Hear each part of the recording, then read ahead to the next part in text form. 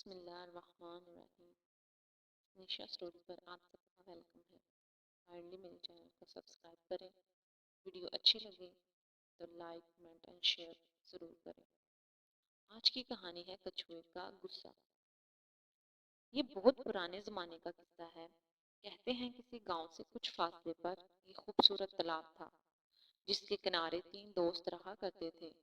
ان میں ایک راج ہنس تھا، ایک پیالی کن اور ایک کچھوا۔ یہ تینوں یہاں کے اصل باشندے نہیں تھے۔ ایک زبردست سیلاب کے نتیجے میں بہتے بہاتے اس تالاب تک پہنچ گئے تھے، پھر اس کی خوبصورتی دیکھ کر یہیں بسنے لگے تھے۔ تینوں دوستوں کی زندگی بڑے آرام سے گزر رہی تھی، کسی قسم کی کوئی الجھن یا پریشانی نہیں تھی۔ تالاب میں مچھلیاں اور آبی کیڑے مکوڑے بھرے پڑے تھے، اس لیے خوراک کا کوئی مسئلہ نہیں تھا۔ تینوں دوست دن بھر کھیلتے کودتے کھاتے پیتے شام کو تھک کر ایک دوسرے کے قریب سنہری ریت پر سو جاتے تھے۔ البتہ گرمی کے موسم میں ان کو کچھ پریشانی ہوتی۔ تالاب کا پانی سوکھ کر 1/4 رہ جاتا، اسی لحاظ سے مچھلیاں اور آبی کیڑے مکوڑے بھی تھوڑے رہ جاتے۔ اکثر انہیں خالی پیٹ ہی سونا پڑتا۔ آخر مصیبت کے یہ دن ختم ہو جاتے، برسات کا موسم آ جاتا اور ہر طرف جل تھل ہو جاتا۔ کھانے پینے کی بہتاب ہو جاتی اور ان کے عیش کے دن شروع ہو جاتے۔ ایک سال کچھ ایسا ہوا کہ برسات کا موسم آیا تو ضرور، لیکن بن برسے گزر گیا۔ 1-2 مرتبہ ہلکی پھلکی پھوار سی پڑی اور بس۔ نتیجہ اس کا یہ نکلا کہ تالاب سوکھ کر دلدلی کیچڑ میں تبدیل ہو گیا۔ مچھلیوں اور آبی کیڑے مکوڑوں کو شکاری پرندے اچک کر لے گئے۔ یوں تینوں دوست کھانے کے عذاب میں مبتلا ہو گئے۔ اب اس تالاب سے ہجرت کرنا لازمی ہو گیا تھا، کیونکہ موت دبے پاؤں ان کی طرف بڑھتی چلی آ رہی تھی۔ اب جائیں تو کہاں؟ تب راج ہنس نے کہا، میں نے یہاں سے 10-12 میل دور ایک بڑا تالاب دیکھا ہے جو آج بھی پانی سے لبالب بھرا ہوا ہے۔ چلو وہیں چلتے ہیں اور ایک نئی زندگی شروع کرتے ہیں۔ اچھی تجویز ہے، پیالیکن بولا، لیکن اس میں ایک مشکل ہے۔ ہم دونوں کے لیے وہاں پہنچنا کوئی بڑی بات نہیں، لیکن ہمارا دوست کچھوا، کیا ہم اسے یہاں فاقہ کشی سے مرنے کے لیے چھوڑ دیں؟ یہ تو انتہائی خود غرضی والی بات ہے۔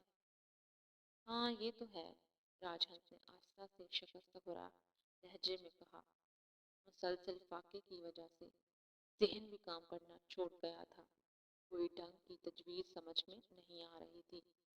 دونوں دوست اپنی اپنی جگہ سوچوں میں گم ہو گئے۔ تھوڑی دیر بعد راج ہنس اپنے خیالات سے چونکا اور بولا، سنو دوستو، ایک تجویز سمجھ میں آئی ہے۔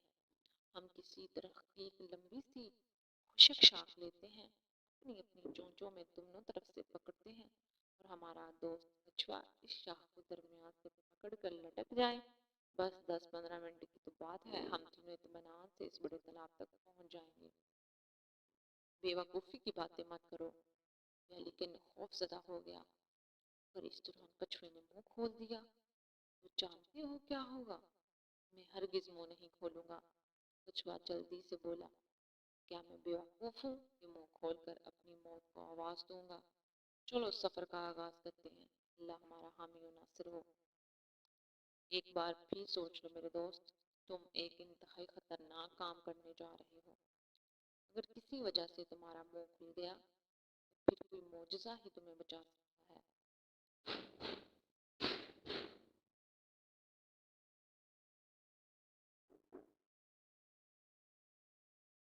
ایک بار پھر سوچ لو میرے دوست، تم ایک انتہائی خطرناک کام کرنے جا رہے ہو۔ اگر کسی وجہ سے تمہارا منہ کھل گیا تو پھر کوئی معجزہ ہی تمہیں بچا سکتا ہے۔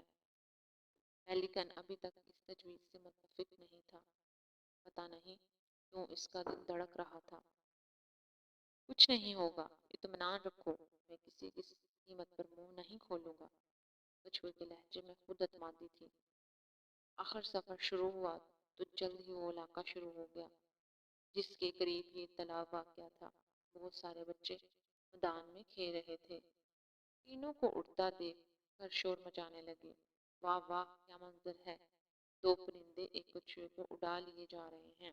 खूब खूब, ये है सच्ची दोस्ती। जल्द ही मंजर गायब हो गया। 5-6 मिनट की उड़ान के बाद एक मैदान आ गया। मैदान में फुटबॉल का मैच हो रहा था। खेल देखने के लिए सारा गांव जमा था। अचानक किसी आदमी की नजर इन पर पड़ी। वो चीखने लगा, ऊपर देखो, ऊपर देखो, वाह क्या खूबसूरत मंजर है! ऊप ऊप। दो दोस्त अपने तीसरे दोस्त को लेकर उड़ते चले जा रहे हैं। दोस्ती हो तो ऐसी। और दूसरा आदमी बोला, कछुए भाई, लकड़ी को खूब मजबूती से पकड़े रखना। अल्लाह तीनों की हिफाजत करे। जल्द ही ये मंजर भी गायब हो गया। मैदान से जरा दूर आज हंस और पेलिकन थोड़ी देर सस्ताने के लिए जमीन पर उतर आए। इतना भारी बोझ लेकर उड़ने का इन दोनों के लिए पहला वाक़या था, इसलिए दोनों ही बड़ी बुरी तरह थक गए थे। थोड़ी देर सस्ताने के बाद सफर फिर शुरू हो गया। अब पहाड़ी इलाका शुरू हो गया था। खौफनाक नुकीली चट्टानें चारों तरफ घिरी हुई थी। बस 6-7 मिनट का सफर रह गया है, राजहंस ने कहा। फिर ऐश ही ऐश है। लकड़ी को किसी कीमत पर न छोड़ना, ख्वाह कुछ भी हो जाए। थोड़ी देर बाद वो गांव आ गया। इससे थोड़े फासले पर वो बड़ा सा तालाब था जहाँ इन्हें पहुंचना था।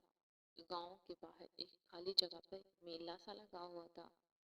बेशुमार लोग खरीदो फरोख्त में लगे हुए थे। अचानक एक बच्चे की नजर इन तीनों पर पड़ी। वो तालियां बजाने लगा। वाह वाह, क्या मजे का मंजर है! देखो देखो, इस तरह दो दोस्त अपने तीसरे दोस्त की मदद कर रहे हैं। जिंदाबाद दोस्तों, जिंदाबाद!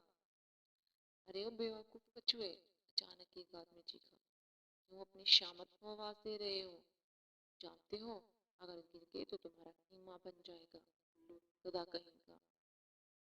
कछुए ने बड़ी साबत के साथ लकड़ी को मुंह से पकड़े हुए था, लेकिन इस आदमी के लफ्ज सुनकर उसको गुस्सा आ गया। गुस्से में इसने सारी एहतियात बलाए ताक रख दी और तैश के आलम में चीखा, तू होगा बेवकूफ, गधा, अहमक! बस यही अल्फाज थे जो कछुए के मुंह से निकल सके। फिर वो नीचे और नीचे। और फिर प्यारे दोस्तों, कछुए के साथ कहानी भी खत्म हो गई।